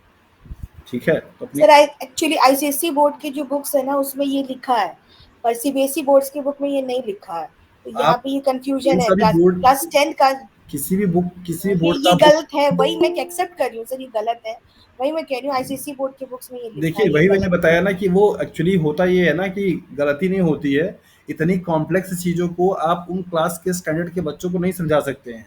ठीक है, इसलिए लोअर क्लासेस में या कम एज के स्टूडेंट जो होते हैं उनको सिंपल चीज़ें समझाई जाती है, ताकि उनके दिमाग में एक कॉन्सेप्ट बन जाए, उनको मालूम है कि आप आगे जाओगे, और आप आगे जाओगे तो फिर आपको वहाँ पढ़ने को मिलेगा, जानने को मिलेगा कि हाँ क्या है क्या नहीं है। आप यकीन नहीं होता आप में से कितने लोग टीचर होंगे मेरे ख्याल से, चाहे प्राइवेट या government, CBSE board, UP board, ICSE board. आप पूछना 9, 10th के बच्चों से कि मेंडल ने कितने लॉ दिए, तो देखिए आपको क्या बताते हैं। मैं आपको गारंटी देता हूँ 70 to 80%, 90% बच्चे ये बताएंगे कि सब 3 लॉ दिए थे। लॉ ऑफ डोमिनेंस दिया था, लॉ ऑफ सेग्रीगेशन दिया था, लॉ ऑफ इंडिपेंडेंट शॉर्टबैंड दिया था। आप पूछ लेना क्वेश्चन पूछ करके। लेकिन वही बच्चे जब आप जैसे अब अभी तो उनका एज नहीं है, लेकिन आप सब लोग अब हायर एजुकेशन ले लिए तो आपको मालूम चला कि अच्छा मेंडल ने सिर्फ 2 ही लॉ दिया था, तीसरा लॉ तो था ही नहीं। तो ऐसे ही बहुत सारी चीज़ें होती हैं लोअर क्लासेस में जो कि थोड़ा सा कॉम्प्लिकेशन को शॉर्ट आउट करने के लिए, ईजी वे में समझाने के लिए दे दिया जाता है। अब उन छोटे क्लास के बच्चों को अगर कोई समझाना शुरू कर दे कि नहीं, law of independent assortment he law है, सेग्रीगेशन ही लॉ है, कॉम्प्लीमेंटेशन का जो डोमिनेंसी टेस्ट किया गया वो कोई लॉ नहीं है, वो उस एक्सपेरिमेंट का रिजल्ट है, तो उनको समझ में नहीं आएगा कि सर आप क्या समझा रहे हो क्या नहीं समझा रहे हो, तो उनको लगेगा कि बहुत कॉम्प्लेक्स हो रहा है। इसलिए चीज़ें थोड़ी सी स्मूथ रखी जाती हैं। ठीक है, बट अभी आप उस लेवल पे हो कि अपनी चीज़ों को, अपनी गलतियों को या अपने रॉन्ग इन्फॉर्मेशन को, जो भी कॉन्सेप्ट है उसको रेक्टिफाई आप कर सकते हो। आपको अच्छी तरीके से सारी चीज़ें मालूम है और आप उसको ठीक से समझ सकते हो। किसी के कहने पे मत जाइए, आपका खुद का भी खुद अपना इंटेलेक्चुअल है, उसको आप यूटिलाइज कीजिए और आप देखिए कि हाँ जो चीज़ें आपको समझाई जा रही हैं या जो चीज़ आपके सामने है वो सही है कि नहीं है, कि आपको सब कुछ, कोई भी चीज़ हाइड नहीं है, कोई भी चीज़ ऐसा नहीं है जो कि आपके मतलब समझ के परे है या फिर आपने उससे पढ़ा नहीं है। आप सभी लोग मास्टर्स डिग्री होल्डर हो, कितने लोग पीएचडी होल्डर हो, नेट क्वालिफाइड हो, टीचर हो, तो ऐसा नहीं है कि कोई चीज़ आपसे बचा हुआ है। ठीक है, चलिए अगला क्वेश्चन की मैं बात कर रहा था, ये थोड़ा सा क्वेश्चन ट्रिकी था और मेरे ख्याल से बहुत लोगों ने इस सिली मिस्टेक वाले सवाल में फंस भी गए हैं। सवाल यहाँ पे पूछा गया था the splitting of a carbon dioxide, यही एक ट्रिक था यहाँ पे, और इसको दे करके ही सवाल आप लोगों को फंसाया गया।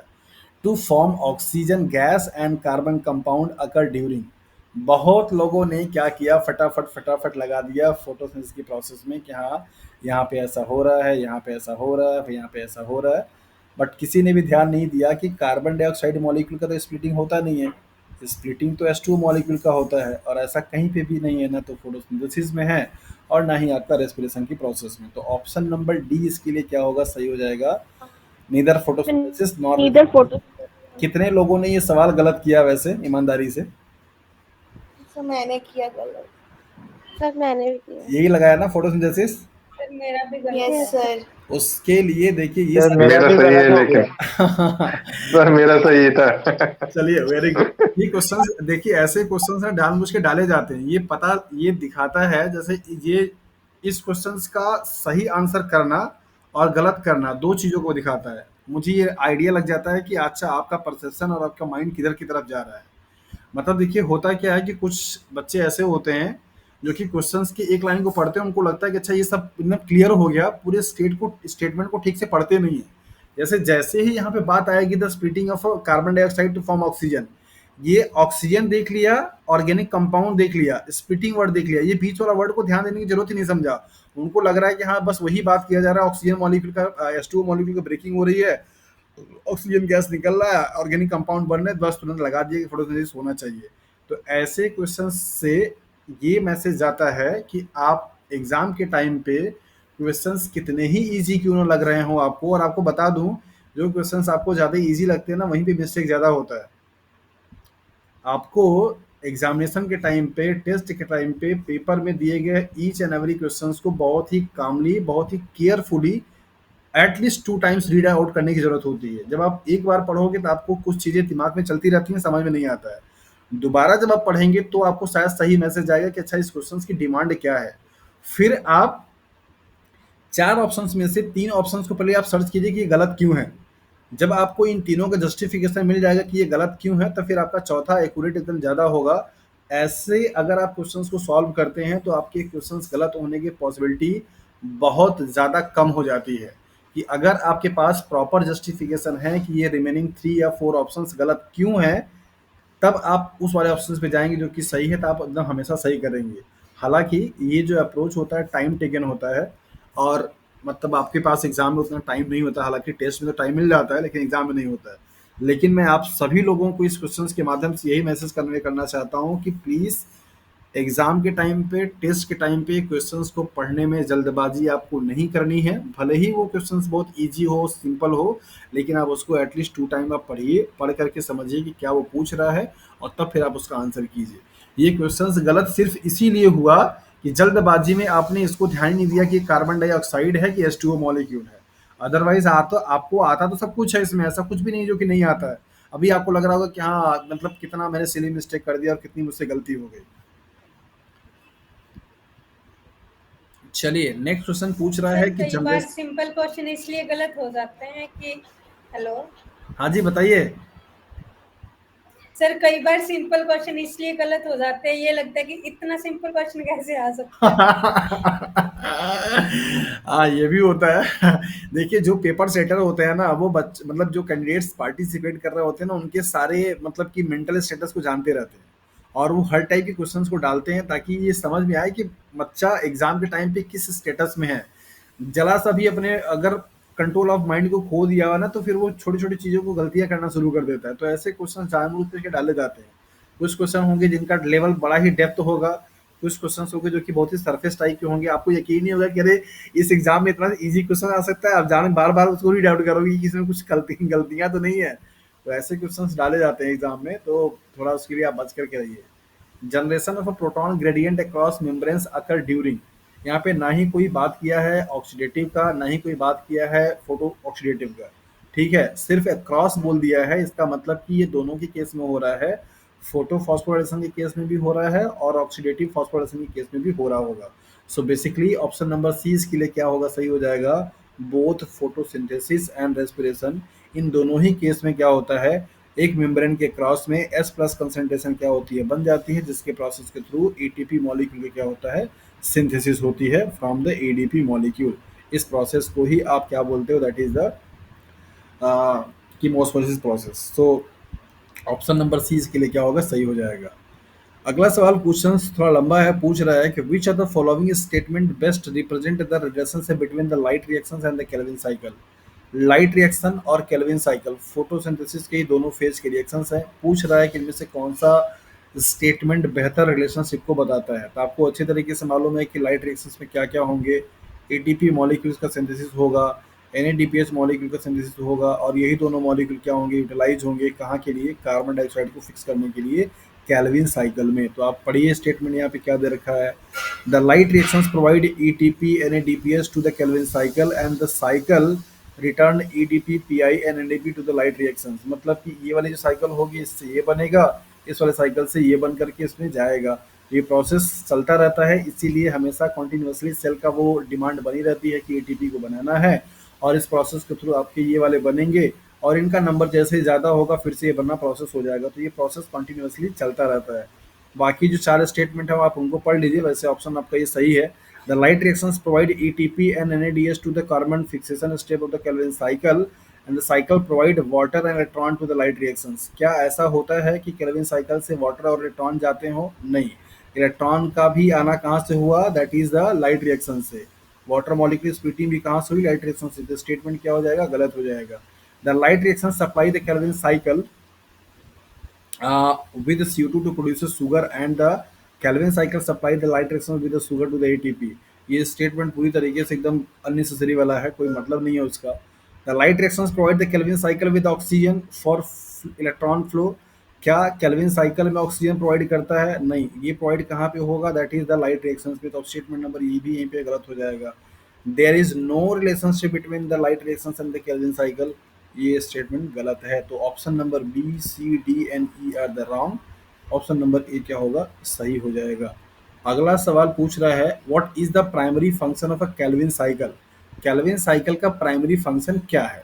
तो कैल्विन साइकिल में क्या देखा आपने, क्या क्या चीज़ें हो जाती हैं उस प्रोसेस के थ्रू। अल्टीमेटली हमको क्या बनता है, 3 कार्बन का शुगर बन जाता है, और उसी 3 कार्बन के शुगर से फर्दर क्या होगा, सुक्रोज या ग्लूकोज मॉलिक्यूल का सिंथेसिस होगा। Option number A to D क्या है, रॉन्ग है। ऑप्शन नंबर ई क्या है, synthesize simple sugar from carbon dioxide. एक कार्बन डाइऑक्साइड की फिक्सेशन होने से कई साइकिल चल चल के बेसिकली क्या होती है, सिंपल शुगर का फॉर्मेशन करता है। In the process of a carbon fixation, RuBP attached to CO2 to produce a 6 carbon molecule, which is then split into 2. After phosphorylation and reduction, what more need to happens in the Kelvin cycle? पूछ रहा है कि RuB मतलब Calvin cycle के process में first जो reactions होता है RuBP जो कि एक ऑर्गेनिक कंपाउंड है, इसके साथ में CO2 मॉलिक्यूल क्या हो रहा है, यहाँ पे अटैच हो रहा है। इसके बाद यहाँ पे 3 मतलब कि एक कंपाउंड बन रहा है जो कि 6 कार्बन का है, और वो जो कि स्प्लिट हो जाता है 3 कार्बन के कंपाउंड में 2 मॉलिक्यूल के रूप में। इसके अलावा यहाँ पे क्या हो रहा है, फॉस्फोराइलेशन हो रहा है, मतलब एटीपी का यूट्राइजेशन हो रहा है, फिर इसके बाद रिडक्शन हो रहा है। इन सभी प्रोसेस के दौरान के अलावा और क्या है जो कि ज़रूरी है केल्विन साइकिल को कंटिन्यूसली चलने के लिए। तो आपको अच्छे तरीके से मालूम है कि इनिशियल जो मॉलिक्यूल मतलब फर्स्ट जो एक्सेप्टर है क्या है, RuBP है। अगर केल्विन साइकिल को कंटिन्यूसली चलते रहना है तो सेल्स में RuBP का बनना बहुत ही ज़रूरी है। That is why Calvin cycle में तीसरा फेज किसका होता है, रीजनरेशन का। और उस रीजनरेशन के प्रोसेस के दौरान आपको बताया गया कि बेसिकली RuBP मॉलिक्यूल का क्या होगा, फिर से क्या होगा, रीजनरेट होगा, ताकि नेक्स्ट वाली साइकिल क्या हो सके, चल सके। तो इन सारे प्रोसेस के होने के अलावा सबसे ज़्यादा जो नीड चीज़ है वो क्या है, that is the regeneration of Rubisco molecule means RuBP, जो कि सबस्ट्रेट है और फर्स्ट कंपाउंड है CO2 को फिक्स करने के लिए इन द केल्विन साइकिल में। सवाल मेरा ये है कि इसको और इसको फिक्स करने के लिए एंजाइम जो आता है उसका नाम क्या है, बताइए।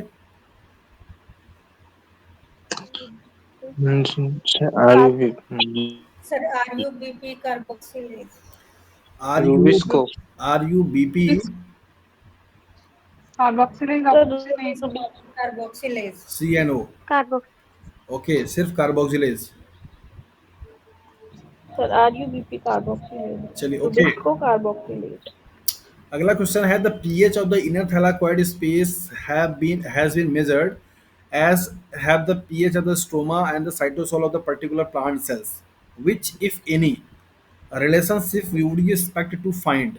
सवाल वही पूछ दिया जो मैं आपको थोड़ी देर पहले एक्सप्लेनेशन दे रहा था, तीनों कंपार्टमेंट को लेकर के, सेल के पूरे साइटोसॉल को लेकर के, और इसके बाद क्लोरोप्लास्ट के अंदर को लेकर के कि ये जो क्लोरोप्लास्ट के अंदर थैलाकॉइड ल्यूमेन है, यही सवाल आपसे पूछ रहा है। तो जब आपको बताया गया कि बेसिकली जब फोटोसिंथेसिस हो रही होगी तो उस टाइम पे सबसे लोएस्ट जो पीएच होगा वो कहाँ का होगा, थैलाकॉइड ल्यूमेन का, राइट। तो स्टेटमेंट देखिए क्या दे रहा है, the pH with in the thylakoid lumen is less than that of the stroma. ये तो क्लियरली एकदम सही है कि स्ट्रोमा जो होगा यहाँ का पीएच लगभग 7 से 8 के आसपास होगा, जबकि यहाँ का क्या होगा 5, 6 या 4, 5 के आसपास का होगा, तो ये इससे ज़्यादा ही होगा। The pH of the stroma is higher than that of the other two measurement. पूछ रहा है कि क्या स्ट्रोमा का जो पीएच होगा वो यहाँ से और यहाँ से ज़्यादा होगा। यहाँ से तो ज़्यादा होगा, लेकिन यहाँ से देखने में आपको डाउट मेजरमेंट बनेगा, मतलब लगेगा कि हाँ यहाँ का प्रॉब्लम हो सकता है। The pH of the stroma is higher than that of the thylakoid space but lower than that of the cytosol. ये भी स्टेटमेंट क्या हो जाएगा, गलत हो जाएगा। तो इस तरीके से अगर आप चारों स्टेटमेंट को पढ़ेंगे तो जो रिलेशन निकल करके आएगा वो सब रॉन्ग होंगे।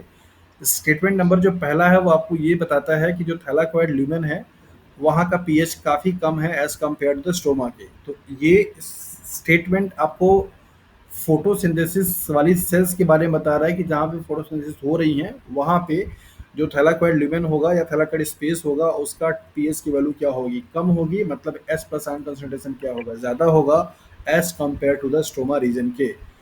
सो नेक्स्ट क्वेश्चन पूछ रहा है, why are C4 plants able to photosynthesize with no apparent photo respiration. आपको क्लास में बताया गया कि C4 प्लांट में फोटो रेस्पिरेशन की प्रोसेस क्या होती है, एब्सेंट होती है। उसके पास एक मैकेनिज्म है जिस मैकेनिज्म के थ्रू वो CO2 के कंसंट्रेशन को हमेशा क्या किया रहता है, इंक्रीज किया रहता है, जिसकी वजह से जो रोबिस्को एंजाइम होता है उस एंजाइम में हमेशा कार्बोक्सिलेशन एक्टिविटी क्या होती, चलती रहती है, कार्बोक्सिलेज एक्टिविटी चलती रहती है। ऑक्सीजनेज एक्टिविटी आने ही नहीं देता है, मतलब ऑक्सीजन एक्टिविटी तब आएगी जब कार्बन डाइऑक्साइड का कॉन्सेंट्रेशन क्या होगा, कम होगा, ऑक्सीजन का क्या होगा, ज़्यादा होगा। तो C4 प्लांट के पास एक मैकेनिज्म है जिससे कि वो हमेशा CO2 को फिक्स किया रहता है और इसके साथ साथ में बेसिकली कॉन्सेंट्रेशन उसका इंक्रीज किया रहता है। तो यही कर करके क्या करता है, फोटो रेस्पिरेशन की प्रोसेस को नेग्लिजिबल किया रहता है या मिनिमाइज किया रहता है। तो यही सवाल आपसे पूछ रहा है कि ऐसा क्यों है। तो आप यहाँ पे बताइए, जो C4 प्लांट होता है उसमें सबसे पहला जो CO2 का एक्सेप्टर है वो कौन है? फॉस्फोएनॉल हाइड्रेट। Very good, PEP। और इस मॉलिक्यूल को इसके साथ में जोड़ने वाला जो एंजाइम है वो कौन है? फॉस्फोएनॉल फोस्फोइनोल पाइरुवेट। मतलब PEP कार्बोक्सिलेज, राइट। तो ये PEP कार्बोक्सिलेज जो होता है ये बेसिकली CO2 को फिक्स किया रहता है, जिसकी वजह से CO2 कॉन्सेंट्रेशन बढ़ा रहेगा और फोटो रेस्पिरेशन की प्रोसेस वहाँ पे नहीं चलेगी। तो देखिए यहाँ पे ऑप्शन नंबर बी आपसे क्या कह रहा है, दे यूज PEP मतलब phosphoenol pyruvate carboxylate to initially fix CO2। आपको बताया गया कि mesophyll cells and bundle cells जो होती हैं उन दोनों कंपार्टमेंट को मिला करके ये प्रोसेस होता है, और इस प्रोसेस में पहला जो CO2 का फिक्सेशन होगा वो कौन करेगा, PEP कार्बोक्सिलेज करेगा, जिसके थ्रू कंसंट्रेशन CO2 का क्या होगा, बढ़ा ही रहेगा, और इसकी वजह से फोटो रेस्पिरेशन की प्रोसेस नहीं चल पाएगी। सो बेसिकली आपको जब फोटो रेस्पिरेशन की बात जब मतलब जो सवाल पूछे जाते हैं तो वहाँ पर आपको किन किन चीज़ों पे ध्यान देना है। नंबर पहला, ये फोटो रेस्पिरेशन की जो प्रोसेस है वो रिबिस्को एंजाइम के ऑक्सीजनेज एक्टिविटी की वजह से हो रहा है, और रिबिस्को एंजाइम ऑक्सीजन एक्टिविटी कब शो करेगा, जब सेल्स में ऑक्सीजन का कंसंट्रेशन क्या हो, ज़्यादा हो as compare to the CO2 concentration के। तो CO2 कंसंट्रेशन अगर कम हो जाएगा तो उस केस में प्लांट जो होगा फोटो रेस्पिरेशन करना शुरू कर देगा, जो कि उसके लिए ठीक नहीं होता है। तो हमेशा CO2 का परसेंटेज उसके सेल्स में बना रहे, मतलब प्रेशर बना रहे, और उसकी वजह से हमेशा क्या है वो प्रोसेस चलती रहे मतलब फोटोसिंथेसिस की। तो C4 जो प्लांट्स होते हैं वो CO2 को फिक्स कर किए रहते हैं, जिसकी वजह से ये आपका फोटोसिंथेसिस प्रोसेस नहीं चल पाती है। सवाल मेरा ये है कि ये जो इनिशियली फिक्सेशन किया जा रहा है कार्बन डाइऑक्साइड का with the help of a PEP carboxylase, ये कौन से टाइप के सेल्स में होता है? Mesophyll cells. Very good. Mesophyll जो सेल्स होती हैं उन सेल्स में आपका चलता है ये पहला वाला प्रोसेस। ये भी सवाल कई बार एग्जाम में पूछे जा चुके हैं कि फर्स्ट जो सी फिक्सेशन हो रहा है या फर्स्ट जो कार्बन का दैट इज कार्बोक्सिलेशन किया जा रहा है वो कौन से सेल्स में किया जाता है। तो यहाँ से देखिए इसी एक सवाल से कई सवाल पूछे जाते हैं। C4 प्लांट में फर्स्ट CO2 का एक्सेप्टर कौन है? पीईपी हो जाएगा। फर्स्ट स्टेबल कंपाउंड कौन बनेगा जरा बताइए? ओ ए ऑक्सैलो एसीटेट। कहाँ बनेगा? हाँ, ऑक्जेलो एसिटिक एसिड कहाँ बनेगा? Cell. मेथनॉल सेल्स में। पहला एंजाइम कौन होगा? Multiple carboxylase cells. होगा। तो इस टाइप के जो क्वेश्चंस होते हैं ना बड़े फ्रीक्वेंटली पूछे जाते हैं C3 और C4 दोनों को ही लेकर के। तो याद रखिए C3 प्लांट अगर होगा तो वहाँ पे रुबिस्को फर्स्ट एक्सेप्टर होगा, पहला कंपाउंड आपका 3PGA बनेगा और इसके बाद वहाँ पे रुबिस्को कार्बोक्सिलेज एक्टिविटी होगी। अगर C4 प्लांट की बात करेगा तो पीईपी फर्स्ट CO2 का एक्सेप्टर होगा, जबकि OAA फर्स्ट स्टेबल कंपाउंड होगा, पीईपी कार्बोक्सिलेज क्या होगा? फर्स्ट एंजाइम होगा, मेजोफिल्स क्या होगी? सेल्स होगी जहाँ पे प्रोसेस हो रहा होगा। C4 प्लांट में भी C3 साइकिल चलते हैं, इसमें कन्फ्यूजन नहीं होना चाहिए। तो आप बता सकते हो कि C3 जो साइकिल है वो एक यूनिवर्सल साइकिल है। कोई भी फोटोसिंथेसिस करने वाला ऑर्गेनिज्म होगा वहाँ पे C3 साइकिल चलेगी ही चलेगी। तो प्लांट चाहे C4 का हो चाहे C3 का हो, दोनों के ही केसेस में C3 प्लांट चलेंगे ही चलेंगे। मतलब विदाउट केल्विन साइकिल का कोई फोटोसिंथेसिस की प्रोसेस कंप्लीट नहीं हो सकती है। इस बात को आप अच्छे तरीके से याद रखिए। अगला सवाल पूछ रहा है कि photo respiration lower the efficiency of photosynthesising synthesis by preventing the formation of what? Photo respiration की जो प्रोसेस है उसकी वजह से फोटोसिंथेसिस की जो प्रोसेस होती है वो लोअर हो जाती है। ऐसा क्यों? तो सबसे पहला सवाल तो मेरा ये है कि फोटो रेस्पिरेशन की प्रोसेस को आप C2 साइकिल के नाम से भी जानते हैं। उस कंपाउंड का नाम बताइए जो C2 साइकिल में बनता है पहला एज अ प्रोडक्ट के रूप में।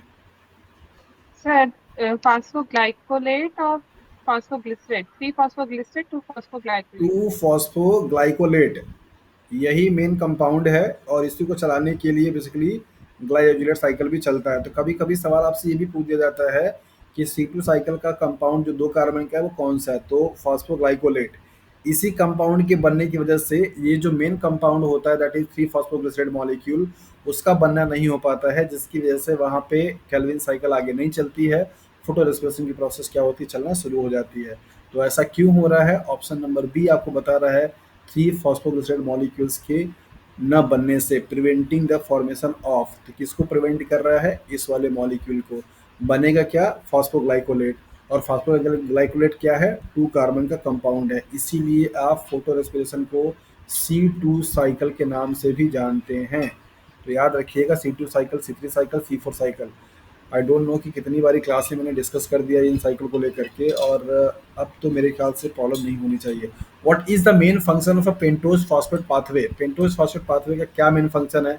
ये पाथवे 2 प्रोसेस में चलती है, ऑक्सीडेटिव और नॉन ऑक्सीडेटिव में। तो आपको अच्छे तरीके से बताया गया कि बेसिकली ऑक्सीडेटिव जो प्रोसेस होती है वो क्या बनाता है? NADH का फॉर्मेशन करता है। और जबकि जो non oxidative phosphorylation non oxidative आपके पाथवेज होते हैं वहाँ पर क्या बनता है? पेंटोज शुगर बन जाते हैं। क्या बन जाएंगे? Pentose sugar. तो इन दोनों को मिलाकर के अगर आप देखें तो क्या बनेगा? NADPH बन जाएगा और पेंटोज शुगर बन जाएंगे। तो ऑप्शन नंबर क्या है? डी देखिए, सप्लाई पेंटोजेस एंड NADH।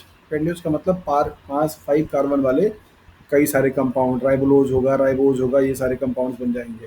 तो पेंटोजेस बनेंगे, NADPH बन जाएगा। तो ऑप्शन नंबर डी इसके लिए क्या होगा? सही हो जाएगा। विच of the following statement is correct about the oxidative pentose phosphate pathway? Oxidative pentose phosphate pathway में क्या होगा, यही आपसे सवाल पूछ दिया गया। ऑप्शन नंबर सी में बहुत लोगों को कन्फ्यूजन हो गया। यहाँ पे राइबोज दे रखा है, आपको ध्यान में रखना होगा कि ऑक्सीडेटिव फॉस्फोराइलेशन में राइबोलोज का बनना होता है, ना कि आपका राइबोज का। तो ये राइबोलोज आपका यहाँ बनेगा और ये ट्रांसफर होकर के आता है नॉन ऑक्सीडेटिव वाले स्टेट में। तब इसका कन्वर्जन किस में होगा? दैट इज द राइबोज में होगा। तो ये ऑप्शंस आपके गलत हैं। यहाँ पे राइबोलोज अगर होता तो ये आपका सही हो जाता। सिर्फ बात कर रहा है ऑक्सीडेटिव फॉस्फोराइलेशन का, तो उस केस में सिर्फ क्या बनाएगा? दैट इज द NADH बनाएगा। अगर यहाँ पे राइबोलोज मतलब ये जो आपको दे रहा है राइबोज, ये आपका है नॉन ऑक्सीडेटिव का। अगर यहाँ पे स्टेटमेंट राइबोलोज करके होता तो ये स्टेटमेंट आपके सही हो जाते। कितने लोगों का ये सवाल कन्फ्यूजन में गलती हुआ है जरा मुझे बता दें। मेरा हुआ किसी का भी नहीं? मेरा भी गलत हो। सर मेरा भी सर ओके। मेरा भी गलत होगा। तो इन चीज़ को थोड़ा सा बारीकी, ये सारी देखिए क्वेश्चन जो होते हैं ना आपकी एक्यूरेसी को चेक करते हैं कि राइबोलोज और राइबोज में डिफरेंशिएट आपने देखा। आप अभी क्लास जब खत्म हो जाएगी ना तो वो पीडीएफ आप देखना, जो पीडीएफ मैंने आपको दिया है पेंटोस फॉस्फेट पाथवे के लिए, आपको देखेगा कि एक अलग कलर में है जो कि ऑक्सीडेटिव है, दूसरा आपका क्या है, नॉन ऑक्सीडेटिव है। आपको दिखेगा कि यहाँ पे क्या बना हुआ था, दैट इज राइबोलोज बना हुआ था, और जब ये ट्रांसफर होकर के यहाँ पर आता है तो राइबोज का फॉर्मेशन कहाँ पे होगा, नॉन ऑक्सीडेटिव में। यहाँ पे प्राइम फंक्शन सिर्फ क्या होगा, एनएडीएच का। यही ब्रैकेट में लिख रखा था कि एनएडीएच क्या क्या फंक्शन कर सकता है, यहाँ पर आपने देखा हुआ। तो ऑप्शन नंबर इसके लिए क्या होगा, ए सही हो जाएगा। ऑप्शन नंबर सी जितने लोगों ने लगाया है वो गलत सवाल का आंसर हो जाएगा। Which enzymes catalyze the conversion of a pyruvate to oxaloacetate? Sir हाँ जी, सर एक बार ये क्वेश्चन नंबर 22 में थोड़ा सा डाउट आ गया कौन से क्वेश्चन पे? सर 22 22। काफी Yes, पीछे sir. बोल दिया आपने, बताइए। हाँ सर मैं वेट कर रही थी। सर इसमें आपने ये बोला ना कि ये फॉस्फोग्लिसराइड मॉलिक्यूल जो है वो फोटो रेस्पिरेशन में बनता नहीं है, और ये सर बन तो रहा है ना वैसे। यहाँ पे सवाल एक तो ये 2 मॉलिक्यूल बनाता है। देखिए देखिए देखिए मेरी बात सुनिए, 3 मॉलिक्यूल बनेगा तब ना चलेगा जी प्रोसेस आगे। पूछ रहा है 3 पीजीए मॉलिक्यूल का 3 मॉलिक्यूल बनेगा ना पीजीए का। यहाँ पे पूछ रहा है कि photo respiration lower the efficiency of photosynthesis by preventing the formation of what. Normal conditions में 3 पीजीए मॉलिक्यूल्स का बनना होता है और तब जाकर के ये कंपाउंड चलेंगे। यहाँ पे 3 पीजीए मॉलिक्यूल्स बनते हैं लेकिन नंबर कम हो जाता है। वहाँ पे एक जो कंपाउंड वो क्या बन जा रहा है, फॉस्फोग्लाइकोलेट। तो फॉस्फोग्लाइकोलेट के बनने की वजह से ये कंपाउंड प्रॉपर नहीं बन पाते हैं। बाकी अगर आप ऑप्शन देखेंगे तो क्या होगा, यहाँ पे कार्बन डाइऑक्साइड मॉलिक्यूल का बनना होगा, ऐसा तो होगा नहीं। कार्बन डाइऑक्साइड तो बनने का कोई प्रोसेस ही नहीं है, तो गलत ही हो जाएगा। एटीपी मॉलिक्यूल वहाँ पे बनती नहीं है तो यूटिलाइज होती है, ये भी गलत हो जाएगा। राइबोज भी फॉस्फेट मॉलिक्यूल का कोई कॉन्सेप्ट ही नहीं है, तो ये सारे ऑप्शन वैसे ही गलत हैं। तो ये वाला ऑप्शन आपको में डाउट नहीं होना चाहिए। ठीक है सर। Yes sir. चलिए अगला सवाल आपसे पूछ रहा था कि पायरुवेट से ऑक्सीडेटिव बनाने के लिए कौन सा एंजाइम यूटिलाइज होगा, और ये आपने पढ़ा था ग्लूकोनियोजेनेसिस। ग्लूकोनियोजेनेसिस का पहला ये स्टेप था, और ये वाला प्रोसेस कहाँ चलेगा जल्दी बताइए, माइटोकॉन्ड्रिया साइटोसॉल?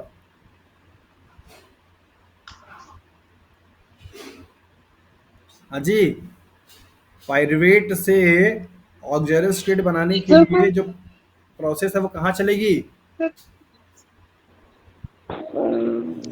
ये तो हमारा वो क्रैप साइकिल है ना, तो ये माइटोकॉन्ड्रिया में ही चलेगा ना। ग्लूकोनियोजेनेसिस के प्रोसेस के लिए बताया था कि ग्लूकोनियोजेनेसिस प्रोसेस में इनिशियली पहले माइटोकॉन्ड्रिया से स्टार्ट होता है, देन इसके बाद साइटोसॉल में शिफ्ट हो जाता है।